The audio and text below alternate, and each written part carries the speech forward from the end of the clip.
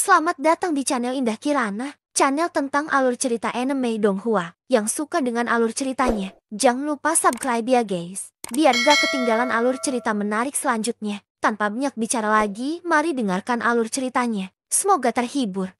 Bab 335, Formasi Perangkap Dewa. Aktifkan. Saat teriakan dingin yang mengandung nada mengejek dipancarkan, domain di bawah kaki Xiaoyan segera mulai membentuk riak melingkar yang tampak seperti gelombang air. Saat riak menyembah, mereka membentuk formasi setengah lingkaran dengan diameter 100 kaki dengan Xiaoyan di tengahnya. Begitu formasi itu muncul, ekspresi Xiaoyan tidak bisa tidak berubah sedikit. Itu karena formasi yang menyelimuti Xiaoyan adalah formasi perangkap dewa sejati yang dipikirkan Xiaoyan sebelumnya. Formasi ini adalah formasi mengerikan yang telah menjebak Kaisar Beladiri setengah bintang 9. Kekekekeh. Kali ini, tanpa boneka itu.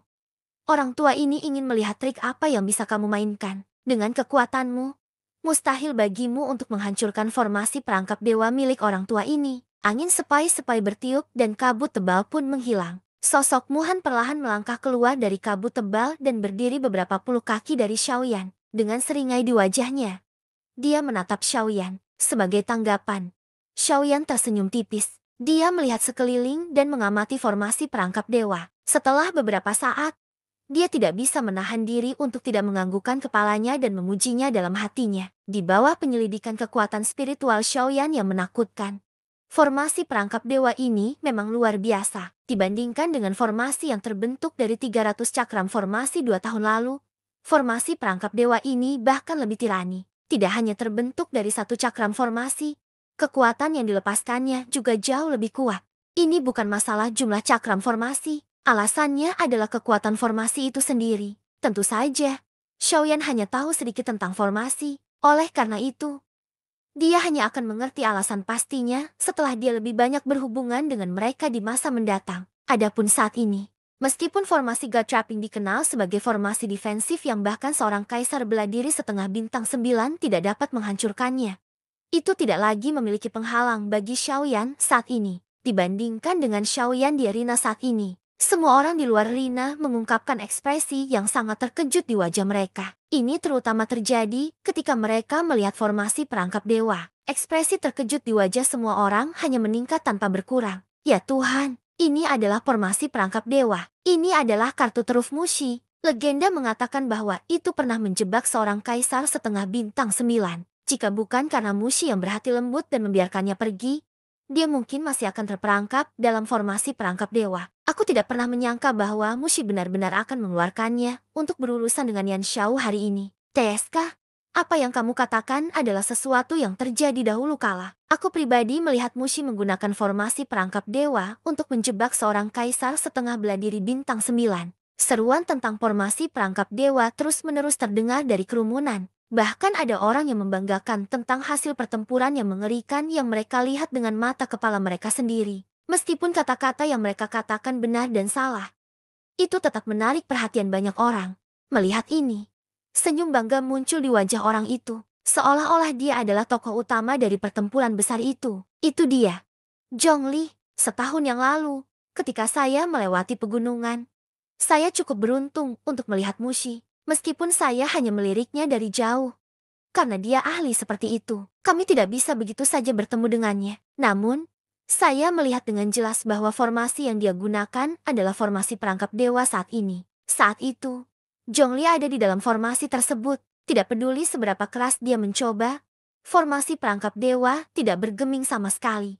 Meskipun sederhana, tidak sulit bagi orang banyak untuk memahami betapa menakutkannya formasi perangkap dewa. Bahkan seorang kaisar beladiri setengah bintang 9 tidak dapat menghancurkannya dengan paksa. Dalam hal itu, bukankah akan lebih mustahil bagi Xiaoyan untuk menghancurkannya? Yang lebih tidak terbayangkan oleh orang banyak adalah bahwa untuk menghadapi Xiaoyan, seorang kaisar beladiri setengah bintang 5, Muhan, sebagai kaisar beladiri setengah bintang 9, sebenarnya telah menggunakan salah satu kartu trufnya, formasi perangkap dewa. Jika berita ini menyebar, terlepas dari hasil pertempuran ini, nama Yan Xiao kemungkinan akan bergema lagi di kota kuno yang buas ini. Tentu saja, alasan mengapa mereka berpikir seperti ini adalah karena mereka tidak memahami kekuatan sejati Xiaoyan. Xiaoyan, yang memiliki dua keterampilan ilahi yang menentang surga, Langkah kepunahan langit dan do besar kekosongan memiliki keyakinan mutlak dalam mengalahkan Muhan dalam hal kecepatan. Tepatnya karena ini, jika Muhan tidak dapat mengunci ke Xiaoyan dalam rentang waktu tertentu, sangat mungkin dia tidak akan pernah bisa melukai Xiaoyan.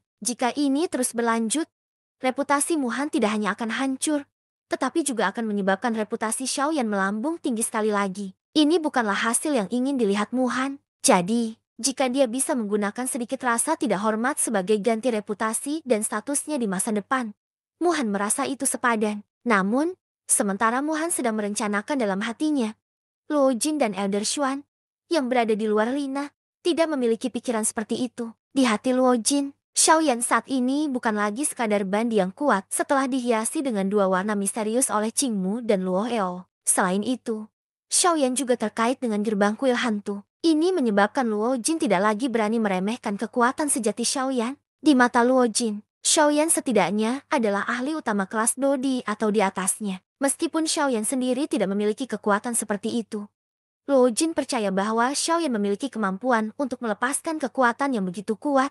Kekuatan yang cukup untuk menyebabkan ekspresi Luo Eo dan Qingmu berubah. Di arena, Xiaoyan perlahan mengangkat matanya dan menatap Muhan di sisi yang berlawanan. Matanya tampak sangat tenang dan tidak menimbulkan riak sedikit pun karena situasi di depannya. Senyum dingin tanpa sadar muncul di wajah Muhan ketika dia melihat ini. Dia tidak percaya bahwa Xiaoyan, yang telah kehilangan Raja Utara, akan dapat mengandalkan kekuatannya sendiri untuk menerobos formasi perangkap dewa miliknya. Hehe. Terakhir kali aku membiarkanmu melarikan diri. Itu adalah kesalahanku. Namun, kali ini, aku yang tua ini pasti tidak akan membiarkanmu lolos. Aku tidak hanya akan membunuhmu untuk mendapatkan pil kesengsaraan kaisar, tetapi aku juga akan mengambil bonekamu. Mata Muhan yang gelap dan dingin melirik Raja Utara, yang hendak menerobos formasi.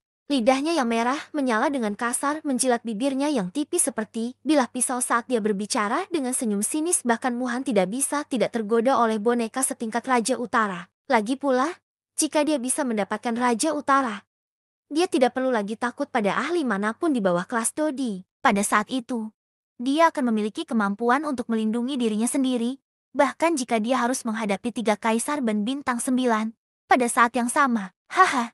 Banyak sekali omong kosong. Bukankah itu hanya untuk membunuhku sehingga kamu bisa mendapatkan segalanya dariku? Wajah Xiaoyan dipenuhi dengan penghinaan ketika dia mendengar kata-kata Muhan. Ekspresi kejam sekali lagi muncul di wajah tua Muhan ketika dia mendengar ini. Sudut mulutnya terbuka dan kilau dingin muncul di wajahnya yang putih pekat saat dia mengejek Xiaoyan. Bocah busuk.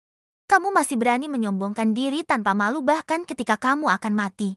Hari ini, dengan formasi perangkap dewa milikku yang tua ini, kamu tidak akan bisa melarikan diri, bahkan jika kamu memiliki jalan kekosongan Yan Xiao.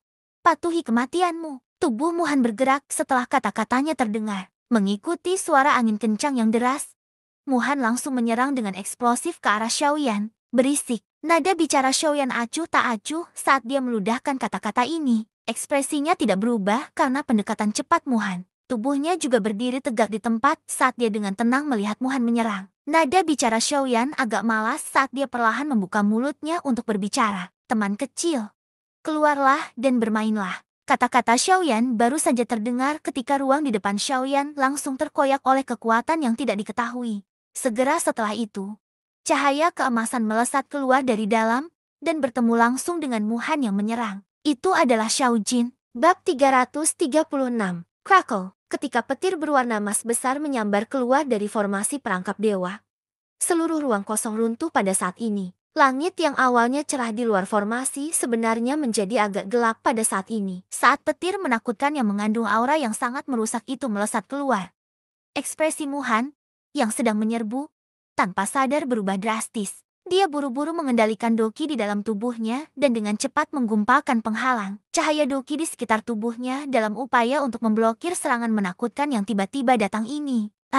Bisakah kamu memblokirnya? Sudut mulut Xiaoyan tanpa sadar terangkat menjadi senyum dingin ketika dia melihat bahwa Muhan tidak berani menghadapi serangan itu secara langsung dan malah menggunakan semua dokinya untuk memblokirnya. Setelah kata-kata Xiaoyan terdengar, petir emas yang menakutkan itu telah menghantam penghalang cahaya doki yang telah dikumpulkan Muhan dengan tergesa-gesa di depan banyak sekali tatapan. Bang! Semua orang yang hadir terkejut ketika keduanya bertabrakan. Penghalang cahaya Duki yang telah dikumpulkan Muhan benar-benar dihancurkan oleh petir berwarna emas yang menakutkan dengan cara yang sombong yang tampaknya dapat dengan mudah menghancurkan semua yang ada di jalannya. Saat penghalang cahaya itu hancur, kekuatan petir yang tersisa juga tanpa ampun. Pada saat berikutnya, petir itu mendarat di tubuh Muhan di depan ekspresinya yang terkejut.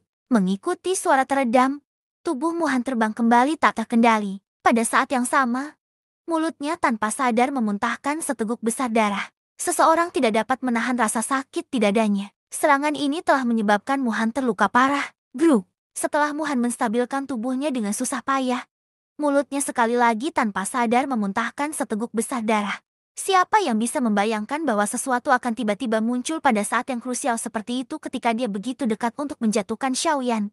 Membuatnya lengah. Selain itu, hal yang paling mengejutkan Muhan saat ini adalah bahwa pemilik petir itu memiliki kekuatan yang tidak sedikit pun lebih lemah darinya. Orang yang baru saja muncul ini jelas merupakan kaisar setengah bintang 9 lainnya. Batuk-batuk. Ekspresi di wajah tua Muhan tanpa sadar berubah drastis ketika dia memikirkan ini. Seluruh wajahnya dipenuhi dengan ekspresi yang sangat serius. Dia tidak pernah membayangkan bahwa sebenarnya akan ada dua kaisar setengah bintang 9 di sisi Xiaoyan. Batuk-batuk. Muhan sekali lagi tanpa sadar batuk dengan keras beberapa kali. Baru saat itulah dia mengangkat matanya yang ketakutan dan melihat ke sisi yang berlawanan. Saat matanya melihat Xiao Jin, dia tanpa sadar terintimidasi oleh tubuhnya yang sangat besar. Kemunculan naga emas itu menyebabkan seseorang merasakan semacam bangsawan. Petir menakutkan yang bertahan di sekujur tubuhnya juga memberinya aura sombong tambahan. Bahkan pada saat ini, Muhan masih bisa melihat petir yang bertahan di sekujur tubuhnya.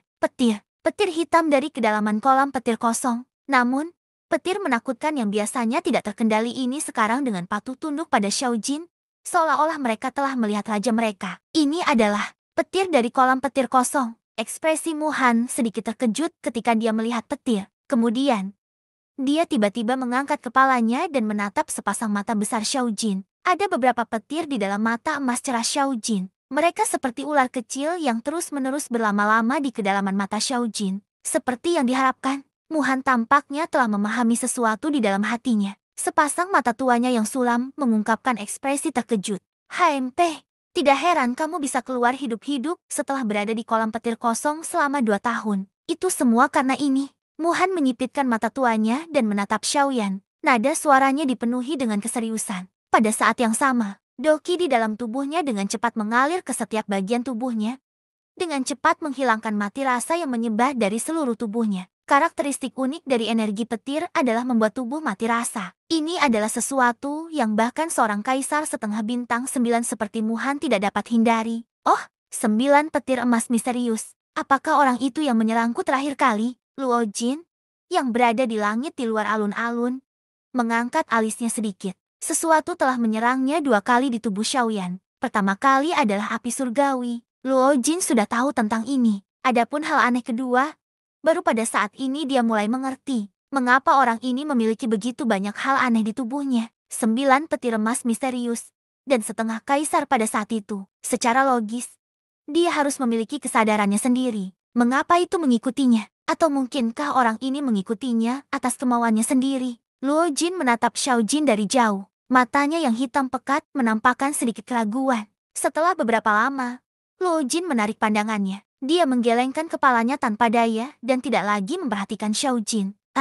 Jangan bicarakan tentang bagaimana aku berhasil bertahan hidup. Yang penting, bagaimana kau akan menghadapi 2 kaisar setengah bintang 9. Mengabaikan kata-kata Muhan, Xiaoyan berkata dengan senyum dingin dengan nada acuh tak acuh. Saat kata-kata Xiaoyan keluar dari mulutnya, Raja Utara, yang berada di luar formasi perangkap dewa, tiba-tiba mengguncang tubuhnya. Dia dengan paksa menghancurkan formasi yang menjebaknya. Dengan sekejap, dia muncul di depan formasi perangkap dewa. Begitu Xiaoyan memberi perintah, Raja Utara akan menyerang formasi perangkap dewa dengan kekuatan penghancur yang menakutkan. Bajingan! Muhan melirik Raja Utara dari sudut matanya. Kemudian, dia menatap Xiaoyan dan Xiao Jin yang ada di depannya, terutama Xiao Jin. Bahkan jika Muhan dalam kondisi puncaknya, dia tidak punya pilihan selain menghadapi Xiao Jin dengan kekuatan penuhnya. Selain itu, ada juga Xiaoyan, yang kekuatannya tidak bisa diremehkan. Di samping Xiao Jin, ekspresi Muhan sangat suram saat dia melihat sekeliling.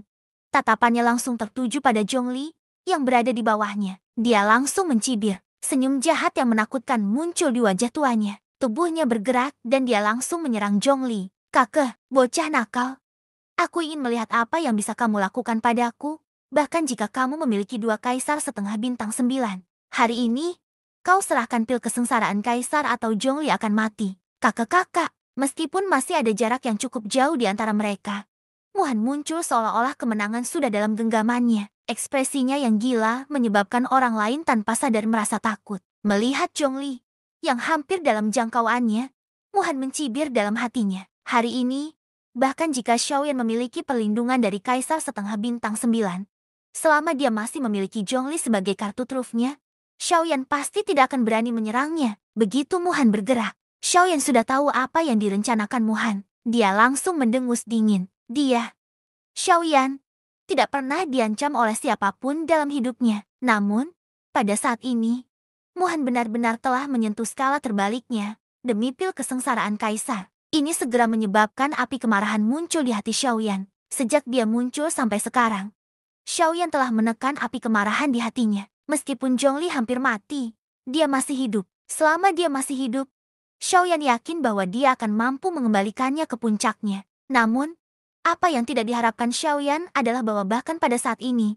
ketika Raja Utara dan Xiaoyan keduanya muncul, Muhan masih bermimpi mendapatkan pil kesengsaraan kaisar. Dia benar-benar tidak tahu apa itu kematian. HMP, kau sedang mencari kematian. Teriakan dingin terdengar. Sebuah pikiran terlintas di benak Xiaoyan saat kekuatan spiritual yang luas dan menakutkan segera mengalir keluar dari antara alisnya. Doki bergejolak. Benang-benang energi hitam gelap yang tidak dapat dilihat oleh mata telanjang dengan cepat berkumpul di depan Xiaoyan di ruang hampa, membentuk lubang cacing. Pada saat berikutnya, ekspresi Muhan, yang sedang menyerang ke depan dengan kecepatan yang sangat cepat, tiba-tiba berubah drastis. Dia benar-benar lupa bahwa jalan kekosongan besar Xiaoyan memungkinkannya untuk melewati ruang hampa sesuka hati. Dibandingkan dengan kecepatan terbang biasa, ini jauh lebih langsung. Namun, ruang hampa di depannya tiba-tiba terkoyak, sementara ekspresinya berubah. Xiao Jin dan Xiaoyan melangkah keluar dan menghalangi jalan Muhan. HMP, awalnya aku hanya bermaksud memberimu pelajaran. Namun, karena kamu bersikap keras kepala, aku akan mengambil nyawamu hari ini. Mata Xiaoyan dingin saat dia menatap Muhan.